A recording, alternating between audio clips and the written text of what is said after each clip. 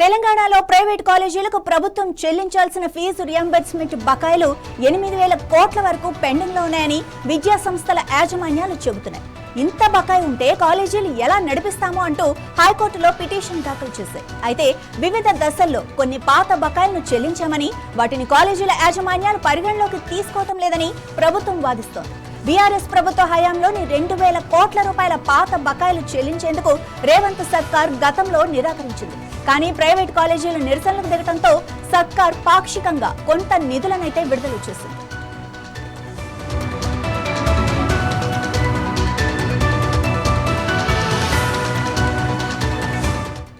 ఇదే విషయానికి సంబంధించి మరింత సమాచారం మా ప్రతినిధి షరీఫ్ అందిస్తారు. షరీఫ్, నిధులైతే విడుదల చేశామని ప్రభుత్వం చెప్తోంది. సో దీనికి కోర్టు ఎలా స్పందించదు? మాది నిజానికి ఫీజు రీఎంబర్స్మెంట్ అనేది ఇటు ప్రభుత్వానికి అటు కాలేజీలకు పెద్ద గుదిబండగా మారింది. ఎందుకంటే వేలాది రూపాయలు ప్రతి సంవత్సరము ప్రభుత్వం చెల్లించాల్సి వస్తుంది. అందులో ప్రభుత్వం అన్ని ప్రాజెక్టులు చేస్తున్నట్టే దీనికి కూడా ప్రతి సంవత్సరం కొంత కోత విధిస్తుంది. కోత విధించడం వల్ల ఆ బకాయిలు వేలకు వేల కోట్లు పేరుకుపోతున్నాయి. బీఆర్ఎస్ ప్రభుత్వ హయాంలో కూడా కొంత కోత విధించడం వల్ల ఆ బీఆర్ఎస్ ప్రభుత్వం 10 ఏళ్ల పాలనలో 2,000 కోట్ల ఫీజు రీఎంబర్స్మెంట్ బకాయి పేరుకుపోయింది. ఇప్పుడు కొత్తగా రేవంత్ రెడ్డి అంటే కాంగ్రెస్ ప్రభుత్వం వచ్చిన తర్వాత పాత బకాయిలు మేము చెల్లించము, ఇప్పుడు కొత్తగా ఏదైతే రీఎంబర్స్మెంట్ ఉందో వాటిని మేము చెల్లిస్తామని మొండికేయడంతో అటు కాలేజీ యాజమాన్యాలకు ఇటు ప్రభుత్వానికి మధ్య కొంత గందరగోళం వివాదం తలెత్తింది.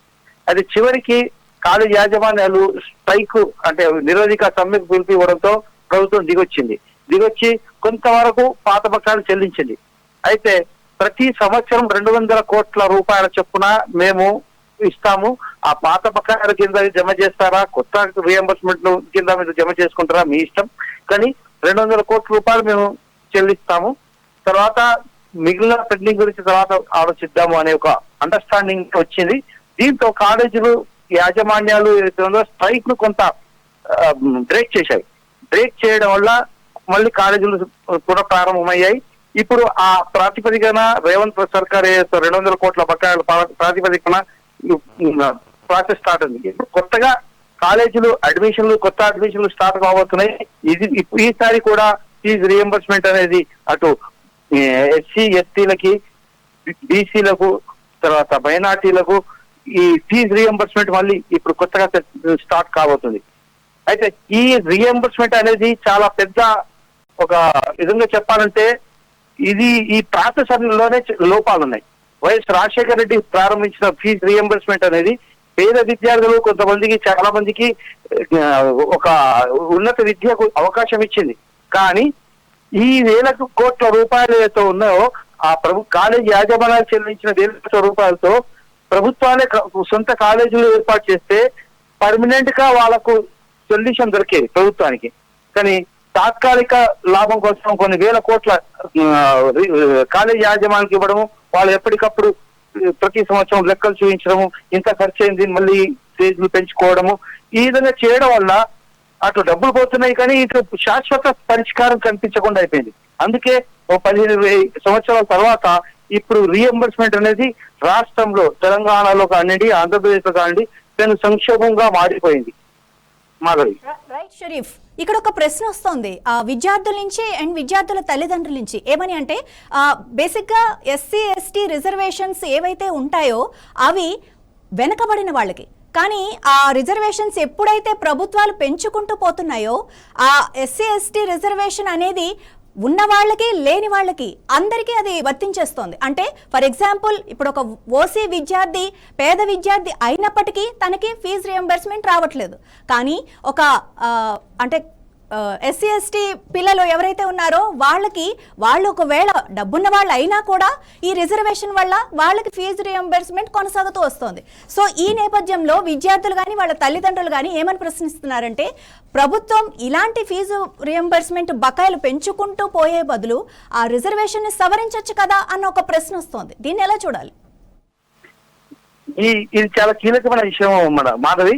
ఈ మన స్కాలర్షిప్ అంటే రిజర్వేషన్లు కానివ్వండి లేదా రియంబర్స్మెంట్ కానివ్వండి స్కాలర్షిప్లు కానివ్వండి ఇచ్చే విషయంలో ఒక క్రీమీ లేయర్ అనే ఒక ఏర్పాటు చేయాలని కేంద్ర ప్రభుత్వం కూడా ప్రతిపాదించింది.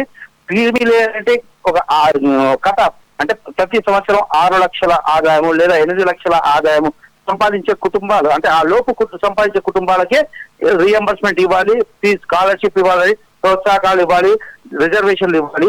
దానికంటే ఎక్కువ సంపాదిస్తున్న వాళ్ళకి ఎందుకంటే గతంలో వాళ్ళు ఆ బెనిఫిట్స్ పొంది వాళ్ళ ఆర్థిక సామర్థ్యాన్ని పెంచుకున్నారు కాబట్టి ఈ క్రీమీ లేయర్ ప్రాతిపదికన ఒక పెట్టి దానికంటే ఎక్కువ ఆదాయం ఉన్న వాళ్ళకి ఈ రిజర్వేషన్లు అంటే ఎస్సీలు కానివ్వండి, బీసీలు కానివ్వండి, ఎస్టీలు కానివ్వండి ఆ రిజర్వేషన్ వర్తింపకుండా చేయాలని కేంద్ర ప్రభుత్వం కూడా ప్రతిపాదన చేసింది. దీని మీద కూడా చర్చ తీవ్రస్థాయిలో జరుగుతుంది. అయితే ఆ బీసీ సంఘాలు కానివ్వండి, ఎస్సీ సంఘాల నుండి వచ్చిన వ్యతిరేకత కారణంగా ప్రస్తుతానికి ఆ క్రీమీ లేయర్ అనేది అమలు నోచుకోలేదు.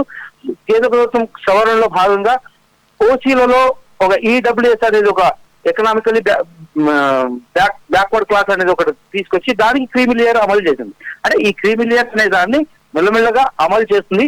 ఆ క్రీమీ లేయర్ అనే దాన్ని పర్ఫెక్ట్ గా అమలు చేసినప్పుడు ఈ అసమానత అంటే ఆర్థిక అసమానత కుల ప్రాతిపదికన కాకుండా ఆర్థిక ప్రాతిపదికన ఆర్థిక అసమానతను తొలగించడానికి ఆర్థికంగా వెనుకబడిన వాళ్ళకి రీఎంబర్స్మెంట్ లేదండి, స్కాలర్షిప్ కానివ్వండి, రిజర్వేషన్ కానివ్వండి, ప్రోత్సాహకాలు కానివ్వండి ఇస్తే బాగుంటుంది అనేది ప్రజల్లో కూడా ఉంది.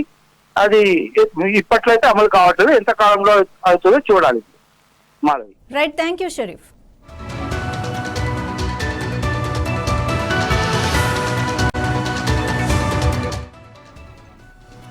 ప్రభుత్వం బకాయిలు చెల్లించకుండా విద్యార్థుల నుండి ఫీజులు వసూలు చేసుకోవద్దంటూ జీవో నెంబర్ 9 జారీ చేసింది. దీనిపై ప్రైవేట్ ఇంజనీరింగ్ కాలేజీలు హైకోర్టును ఆశ్రయించాయి. విచారణ జరిపిన హైకోర్టు సరైన షెడ్యూల్, కాల పరిమితితో బకాయిలు ఎప్పటిలోగా చెల్లిస్తారో స్పష్టం చేయాలని ప్రభుత్వాన్ని ఆదేశించింది.